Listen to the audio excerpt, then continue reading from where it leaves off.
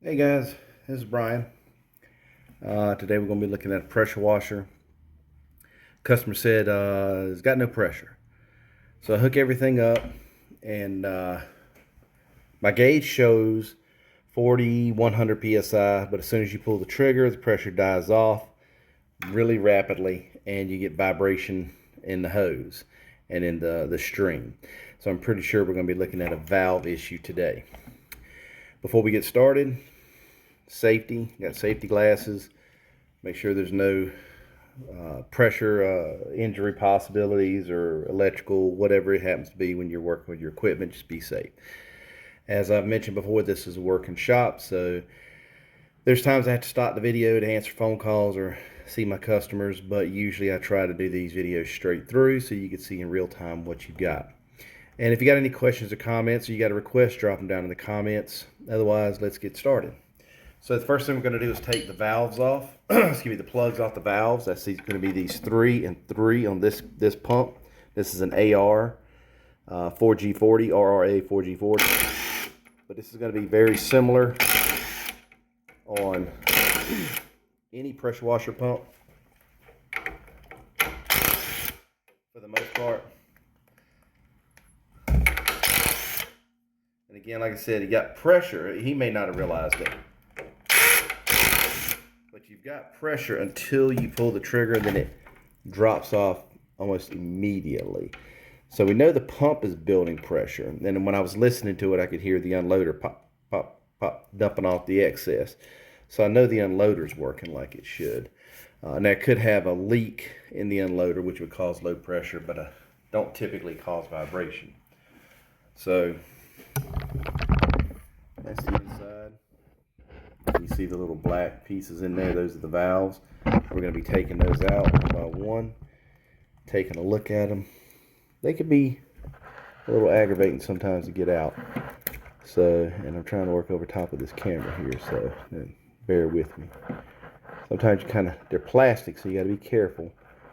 And sometimes you got to wiggle them to break them loose in there to get them out, because they've been pressed in there for so long with the pressure, they bite on.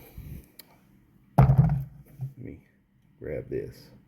I have different picks for different jobs. This one's more of a hook and a bent hook on this end. It kind of gives you a little better grab on them. I picked these up at Harbor Freight. There's a couple different designs in each one of the packs. They're fairly inexpensive. These come in handy for a lot of things, including your paint sprayers and pressure washers, both. And this one's just really being difficult. There we go. Alright, so, good deal. So you can see inside of this one. I always start at the top because the top's typically going to catch most of the trash. You see all that black stuff in there? And I don't know if you can see the texture of this thing. It's very coarse. It shouldn't be coarse, it should be smooth. So that's telling me that these black pieces come from a valve down below, or that precedes it. This is the last valve before it heads out. It comes into these valves, across here, and then out through the unloader. So this one picks up most of the trash because it's the last one out the door. So we know this valve is bad due to the texture. It's starting to melt. And the harder they are to get out of here, more likely they have been melted, because when they melt, they distort and they don't fit exactly like they should. Sometimes when they'll just fall all to pieces trying to get them out. And there's times that I will intentionally break them all to pieces to get them out, because like this one is very, very stuck. It's flared at the bottom. And just when you're doing this, be careful. Don't be pressing on that brass. I'm hooking and pulling up. I'm not using the brass to bear against, because you don't want to damage those threads. Then you're in a whole nother world. You're better off breaking the valves. Okay, so yeah, we were pulling this valve out here. Grab my little screwdriver here. I do this because I got a bigger handle and it's easier to get leverage with this. And what I do is I'll stick it in this hole and pry up, but try not to press against the brass. And like I said, if I break it or if you break it, it's not a big deal because we already know we need a set of valves as it is. There we go. Yeah, it's wanting to come up. Wiggle it, shimmy it, shake it. Yeah, look at that one. More plastic. Let's see if we can get the other one out. The more plastic we start seeing in these, the less plastic we're going to have at the bottom.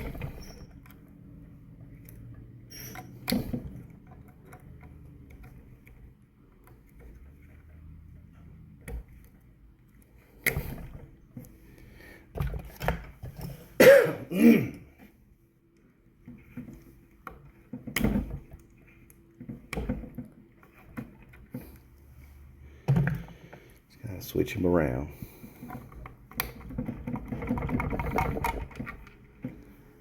There's a whole lot of plastic on the outside of this one. Let's see if I can get it in there for you. Yeah, they shouldn't look like that. Alright, I'm going to pause this video and go ahead and take these three out. You see what I'm doing here, and there's no need of you watching me do all of them. Give me 1 minute. On this last one, you see these other ones here, they're all 2 pieces. The metal flies out and everything.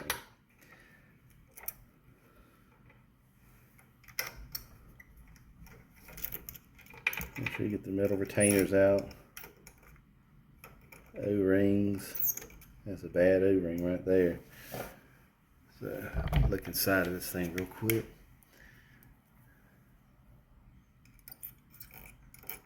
You want to make sure all the little bits of plastic and metal are out of there. O-rings.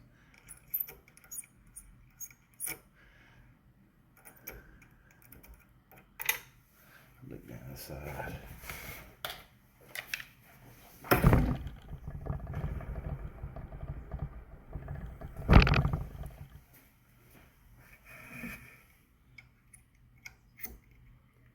O-ring. O-ring. And an O-ring. So you can see the condition of the lower ones are a lot worse than the upper ones. And this comes from allowing this machine to just run without pulling the trigger. Now I've got other videos that show you what can happen, how hot the pump gets when it runs without pulling the trigger. This is a bolt-on bypass, and it does not allow the water to cool as much bypassing through here. The external bypasses have the long hose. They will allow the engine, the pump water to cool a little better as it runs through the the external bypass hose. And this is less likely to occur with one that has a external bypass. So when I get people all the time, if I can't leave my pressure washer run without me using it, then it's a piece of garbage. No, you got to understand what this thing does. The water gets hot, and then the video is close to 200 degrees, and over time, these things just can't handle that kind of heat. This is not a hot water unit. It can't handle that kind of heat, and they will deteriorate and fall apart over time. So that's what you get here. So we're going to have to replace the valves. What I'll do is I'll pour some water in here, just a little bit here and here, just flush out any sediment from the pieces of plastic. Let me grab a set of valves, see if I got a set, and we'll put them in. Alright, so we got a new set of valves here. I washed them off, and I do that to get any sediments and residual debris off of them. That's a new valve. That's an old valve. One of these things is not like the other. So all we do, put your O-ring in, push it to the bottom. Put your O-ring in, push it to the bottom.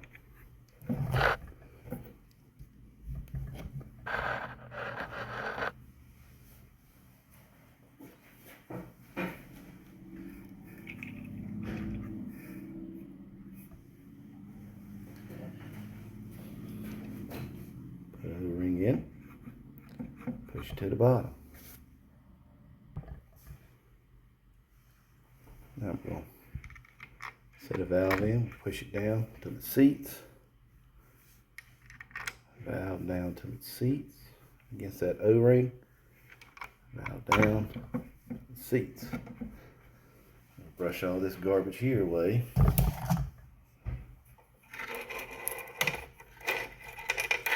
See, I save this and show this stuff to the customer so they can understand how to prevent this from happening again. So O-ring, put it in. Make sure it sits flat to the bottom. It's not laying down. O-ring in.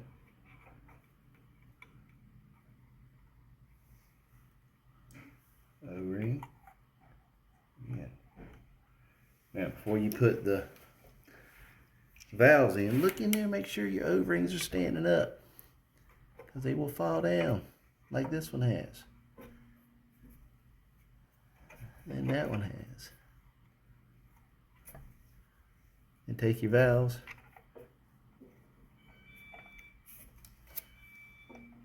push them in. You'll feel them push right into the O-ring. It'll seal right on that O-ring.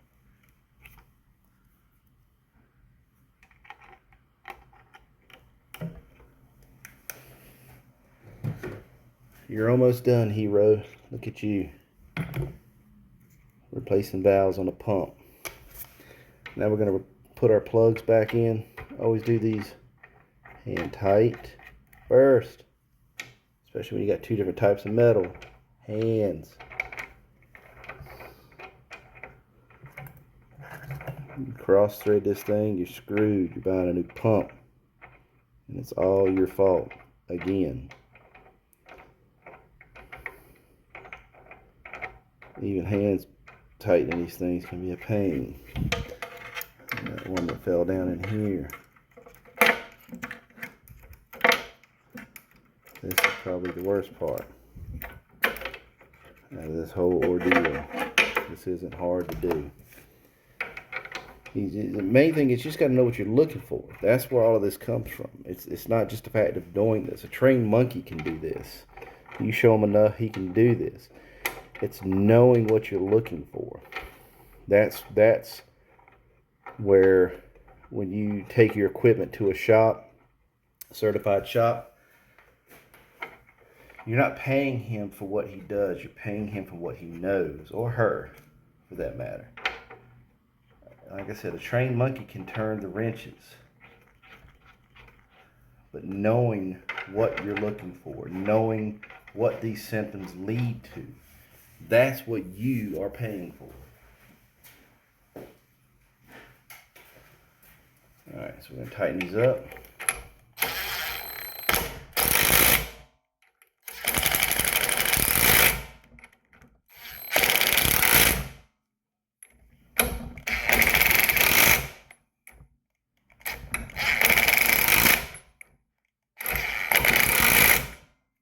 That's it. You just replace the valves and the pressure washer.